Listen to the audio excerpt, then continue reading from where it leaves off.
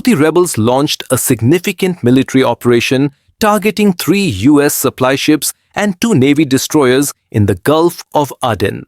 This attack, described as a response to US and British aggression, successfully hit its targets using missiles and drones.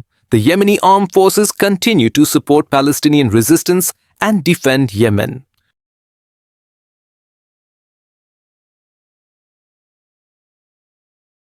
The operation targeted 3 American supply ships and 2 destroyers in the Gulf of Aden, marking a notable military engagement in the region. It demonstrates Yemen's capabilities and resolve. Israel explained that it acted to stop weapons from falling into the hands of extremists after Assad's fall. Earlier, the US confirmed it had struck more than 76 targets, including ISIS leaders, operatives, and camps. The US stated it wanted to ensure that the militant group didn't exploit the chaotic situation. The trucks were hit by airstrikes late at night as they left a regime base. Secondary explosions lit up the sky as ordnance streaked across the horizon. Turkey's official news agency says this attack was carried out by the country's warplanes. Ankara does not want weapons falling into the hands of Kurdish groups. It worries they may be funneled to separatists inside Turkey.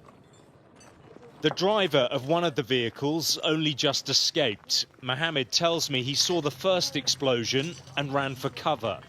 He thought he was part of a convoy transporting army rations.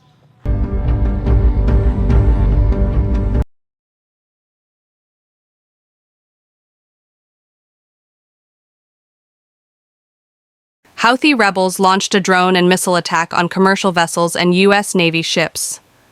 A U.S. official said multiple drones and a missile were fired at the ships by Houthi fighters. Commercial ships were being escorted in Gulf of Aden by U.S. NAVY ships. The U.S. official said there was no damage and no injuries. The U.S. official told a PON the condition of anonymity.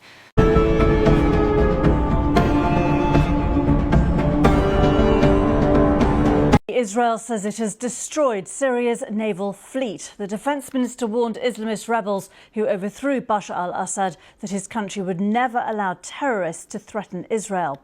Syria's neighbours and the UN have called for the Israeli attacks to stop. BBC Verify's Merlin Thomas has been analysing footage on social media to find out more. Since the fall of the Syrian President Bashar al-Assad, Israel has been carrying out airstrikes in Syria. And they said they've been deploying troops in the buffer zone, the demilitarized area on the Syrian border.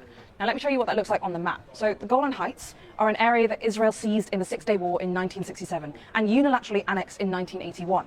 The move wasn't recognized internationally. And at BBC Verify, we've seen evidence that they've moved beyond the buffer zone into Syria. This is an image of an Israeli soldier which we verified, and he appears to be about 700 meters outside the buffer zone in Syria. Now, we located him by matching his photo up with publicly available images like this. And these are very distinctive features. So, for example, there is a road, this trench, and this hill, which confirms that this is the spot it was taken. And we've also verified footage of what appears to be a convoy of Israeli army vehicles in the village of Qutna in Syria, close to the photo of the soldier you've just seen, which is also in Syria outside the buffer zone. The Israeli army said their ground forces are focused on the buffer zone, but said there could be forces operating in tactical points adjacent to it on the Syrian border. And we've also been analysing video of strikes in Syria since the 8th of December in these areas that you can see here in the points in red, including this strike overnight in the port of Latakia in western Syria, which is used by the Syrian Navy. And this is the aftermath. Several ships and equipment left badly damaged and on fire. The Israeli defense minister said its navy destroyed the Syrian fleet. We've also verified this video of a strike on a research center in the outskirts of Damascus. And this is the aftermath of that strike. At least one of the main buildings of the center has been completely destroyed. And this is a crucial site because, according to the UN watchdog, it led the country's chemical weapons program. And traces of those weapons have been found at the center in 2019 by that same watchdog, long after Syria had declared it had destroyed its stockpile. The UN found that chemical weapons were used by Assad in Syria, including in the capital Damascus in 2014, which reportedly killed hundreds of people. One expert we spoke to said, setting fire to chemical weapons is a good way to destroy them if you want to do so quickly. But he said there is, of course, a chance of collateral damage and casualties on the ground, but probably a smaller chance of contamination. Israel says it's carrying out these operations to stop weapons falling into the hands of extremists, following the overthrow of the Assad regime. What impact that will have on the wider region remains to be seen. And Thomas there from BBC Verify.